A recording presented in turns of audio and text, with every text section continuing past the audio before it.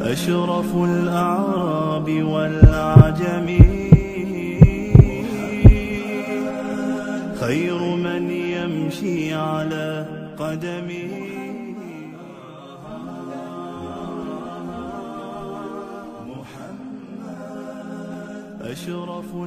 الحمد لله وحده والصلاة والسلام على من لا نبي بعده أما بعد.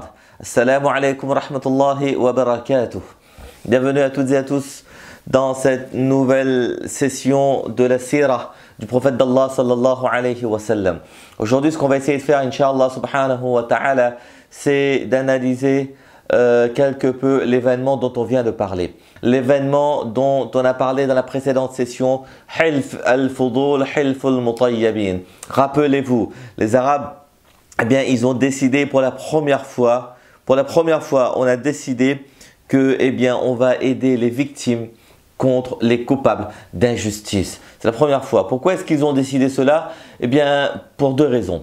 La première raison, c'est ce qu'on a vu, c'est qu'il y a eu quelqu'un qui est venu, un étranger, il a été victime et il a récité des poèmes et c'était l'honneur de Quraysh qui était en jeu. La deuxième raison, c'est que rappelez-vous, on vient de sortir de la guerre de Fijar et on a perdu des hommes et tout dans la guerre de Fijar et les Arabes, ils en ont un peu assez de se faire la guerre pour rien, sans raison valable. Il y a un matin, une tribu, il se réveille, j'ai envie d'aller attaquer et je vais attaquer.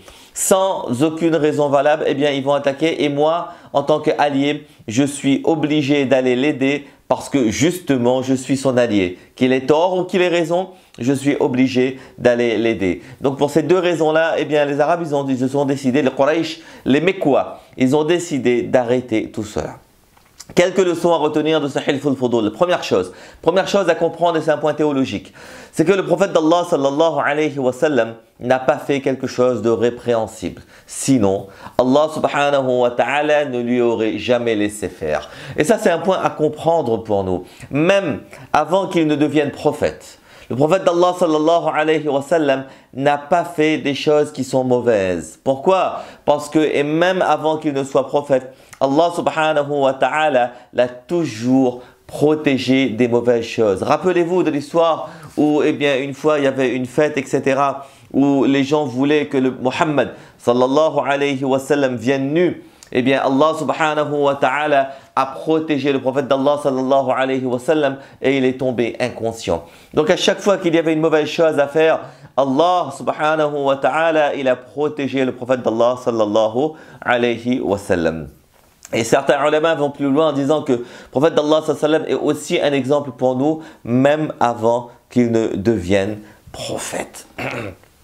Donc, on peut tirer des leçons sur ce Hilf al-Mutayyabin. Parce que certains disent, oui, mais là, il n'était pas encore prophète. Pourquoi est-ce que tu vas analyser des histoires d'avant la prophétie? Non. Eh bien, c'est déjà Muhammad, rahmatullahi alamin. Cette histoire-là nous montre que la religion, que l'islam, eh bien, nous encourage vivement à nous intéresser aux affaires sociales aussi. Vous savez, là, de quoi on parle? D'une injustice sociale. Eh bien, nous, en tant que musulmans et musulmanes, eh bien, nous devons bien sûr nous occuper des choses qui intéressent le culte, la religion. Trop souvent, malheureusement, nous sommes intéressés par des sujets qui touchent strictement au culte.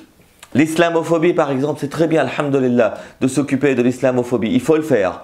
Il faut se lever et il faut se battre contre l'islamophobie. Construction de la mosquée, etc. Très bien.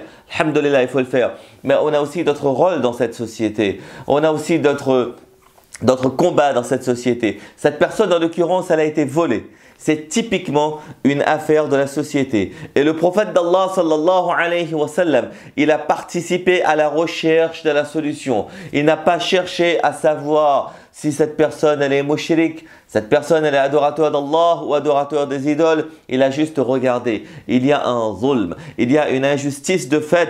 Eh bien, comment résorber cette injustice? Vous savez, souvent on va accuser les autres de géométrie variable, mais nous-mêmes ne soyons pas injustes avec nous-mêmes. Il n'y a pas cette injustice à géométrie variable en fonction de celui qui fait. Que ce soit un musulman ou que ce soit un non-musulman qui commette une injustice, ça restera toujours une injustice à nos yeux. Peu importe qui l'a fait. Le prophète d'Allah sallallahu alayhi wa sallam s'est levé contre cela. Non seulement il a recherché la solution, mais en plus il était fier. Et même plus tard, eh bien il l'a dit que subhanallah, même plus tard, il va exprimer son attachement à cette décision qu'ils ont prise d'aider les victimes d'injustice. Peu importe sa catégorie sociale, peu importe sa religion, peu importe d'où il vient, c'est juste du zulm, c'est juste de l'injustice. Et les musulmans, le musulman ou la musulmane, il va combattre le zulm. Si dans un coin de notre tête, eh bien, nous pensons que le zulm, l'injustice à défendre, c'est uniquement vis-à-vis des musulmans et que pour les autres, on s'en fiche et que pour les autres, eh bien, au pire, on encourage, na'oudhu billah, eh bien, sachez que nous nous trompons royalement. Khalas. L'injustice, c'est l'injustice. Si cette injustice est faite au détriment du musulman, on se lève et on n'est pas d'accord. Si cette injustice est faite au nom du non-musulman, on se lève et on n'est pas d'accord. Trop souvent, malheureusement, eh bien, on se dit que c'est un musulman, eh bien, il va tricher, il va voler un peu avec un non-musulman, mais c'est notre frère, on va le couvrir. Non, non, l'injustice, c'est l'injustice. De nos jours, nous voyons beaucoup de musulmanes et de musulmans qui ne se mêlent pas suffisamment, qui ne se soucient pas suffisamment des autres sujets. D'autres sujets. Ils vont uniquement s'intéresser aux sujets dits cultuels ou islamiques, mais on ne va pas s'intéresser à d'autres sujets de société. Un sujet sociétal, nous devrions nous intéresser à ces problèmes sociaux. Voyons là, le prophète d'Allah sallallahu alayhi wa sallam, qu'est-ce qu'il a fait? Eh bien, il s'est intéressé à un problème de société. L'injustice était là dans la société, il a été à la recherche de la société. Il a été proactif dans la recherche de solutions. Eh bien, nous, aujourd'hui, dans la société dans laquelle nous vivons, eh bien, n'y a-t-il pas la délinquance? N'y a-t-il pas la pauvreté?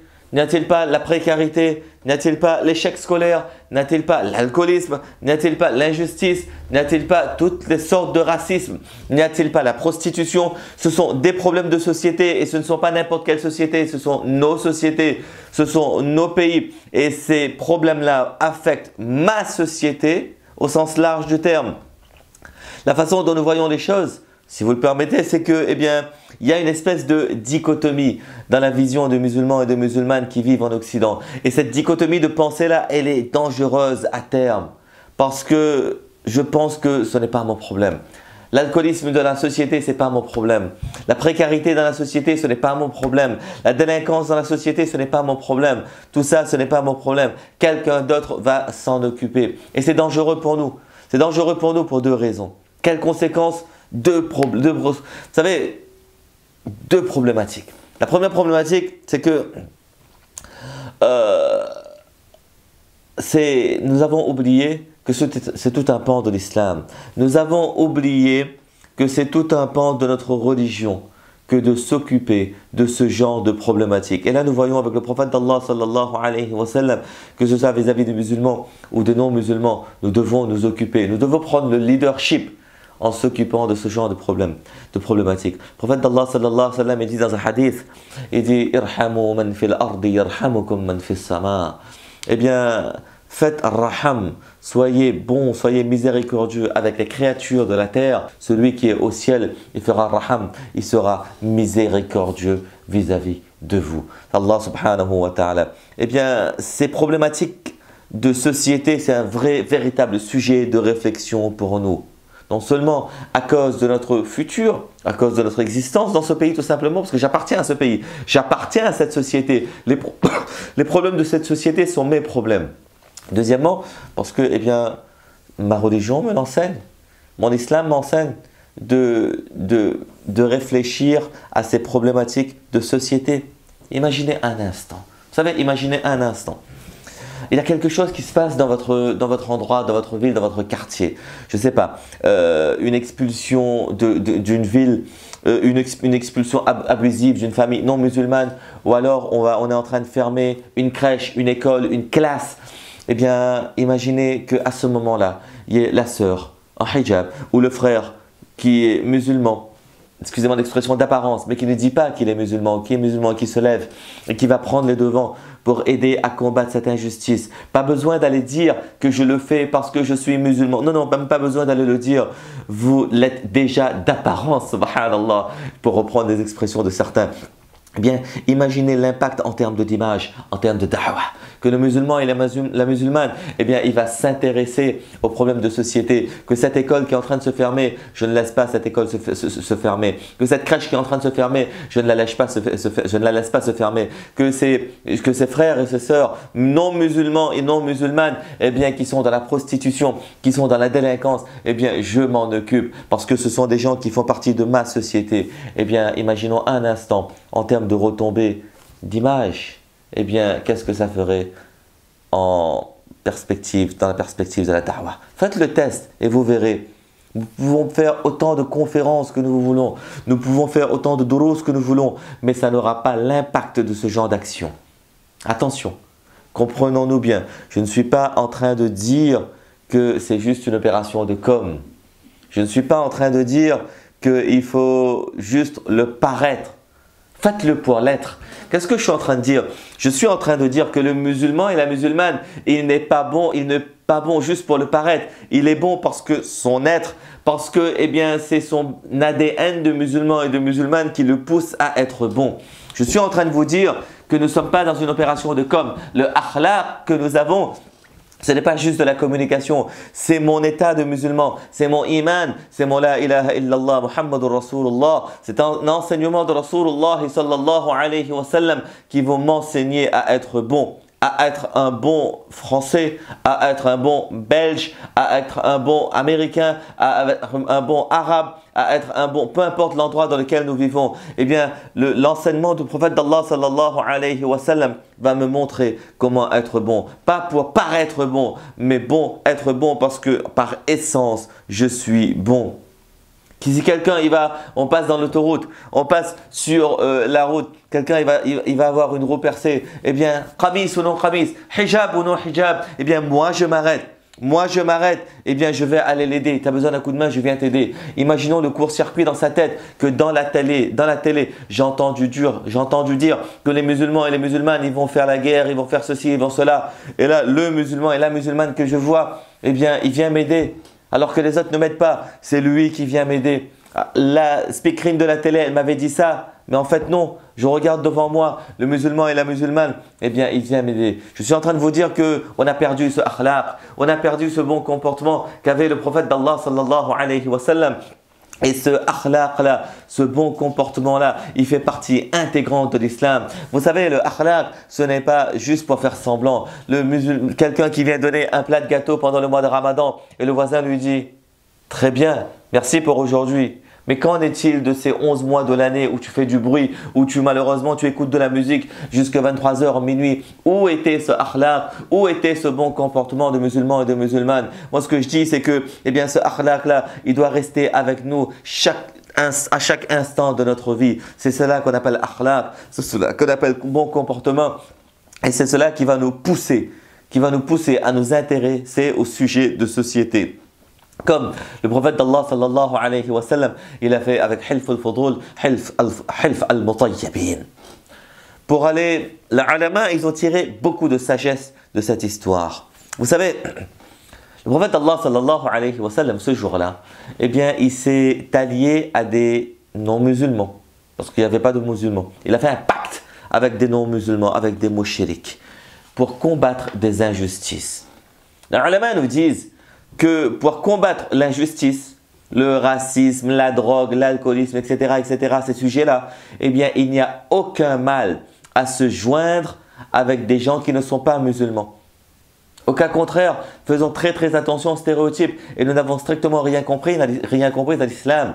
Dans cette société-là, il y a des musulmans, il y a des non-musulmans. Eh bien, nous, lorsque c'est des sujets de société, il n'y a aucun mal à aller se joindre à des non-musulmans pour aller combattre ce genre de fléau, pour aller combattre ce genre de problématiques. Et parfois, il faut le répéter, parce qu'il y a des frères et des sœurs qui ont compris qu'on n'a pas le droit de parler à des non-musulmans, on n'a pas le droit de travailler à des non-musulmans, on n'a pas le droit de se joindre à eux pour faire telle ou telle action, tel ou tel projet. Non, non, le prophète d'Allah sallallahu alayhi wa sallam, il l'a fait. Et cette réunion-là, laquelle le prophète d'Allah sallallahu alayhi wa sallam, il a fait, ça a débouché sur un traité, sur une résolution. Et le prophète d'Allah sallallahu alayhi wa sallam, il a pris part à cela. Il était proactif. Le musulman, il est proactif dans la résolution des problèmes de société. Il ne reste pas dans son coin, à ruminer dans son coin, à écrire sur les réseaux sociaux qu'il faudrait faire ça, il faudrait faire ça. Et lorsqu'arrive le moment de s'engager, il ne s'engage pas. Non, non. Le musulman et la musulmane, eh bien, il va s'engager, il va être proactif. Il s'agit pour nous de ne pas créer notre islam dans notre coin, de revenir à nos sources et à nos fondamentaux, à notre modèle, Rasulullah sallallahu alayhi wa sallam. Vous savez, dans cette société, on est là pour y rester. C'est un piège de shaitan de se dire qu'on ne doit pas trop se joindre parce qu'un jour on devra repartir et on devra quitter cela, etc. Il y a des gens qui nous parlent de hijra, d'émigration, de quitter ce pays. Mais à 6 millions, où est-ce qu'on va partir? Il faut, vous savez, parfois, eh bien, on se donne des excuses pour ne pas travailler dans la société dans laquelle nous sommes. On se donne des excuses pour ne pas s'investir dans cette société. Le musulman et la musulmane, plus que d'autres personnes, eh bien nous c'est un acte cultuel. Eh bien nous c'est un engagement basé sur notre foi que d'aller combattre les injustices, que d'aller combattre les problématiques, réfléchir sur les problématiques qu'il y a dans cette société. Mais lorsqu'il y a des gens qui viennent nous dire que toi, eh bien tu ne dois pas habiter dans ce pays de kuffar et tu dois partir, tu dois aller habiter ailleurs, etc. Ben nous allons partir où? C'est juste se trouver des excuses pour devoir partir à droite et à gauche dans des pays musulmans, dans l'islam, etc., etc. Non, non, non, non. Les ulama nous disent que nous sommes là et nous sommes là pour y rester. Nous sommes là pour y rester et à nous de prendre en considération cela et de s'investir dans cette société-là afin de pouvoir vivre notre islam correctement et aussi de montrer aux autres cette belle image de l'islam, cette belle image du musulman et de la musulmane et cette image véritable du musulman et de la musulmane avec un bon akhlaq, pas un akhlaq superficiel, pas un akhlaq qui est artificiel, mais un akhlaq et un bon comportement qui va jaillir directement de notre iman et de notre appartenance à l'islam. Qu'Allah subhanahu wa ta'ala donne le tawfiq de comprendre, de mettre en pratique cela et qu'Allah subhanahu wa ta'ala nous donne le véritable akhlaq, celui qu'Allah il attend de nous. Amin wa akhiru da'wana alhamdulillahi rabbil alamin. Fajazakumullah wassalamu alaykum wa rahmatullahi wa barakatuh. يا رسول الله محمد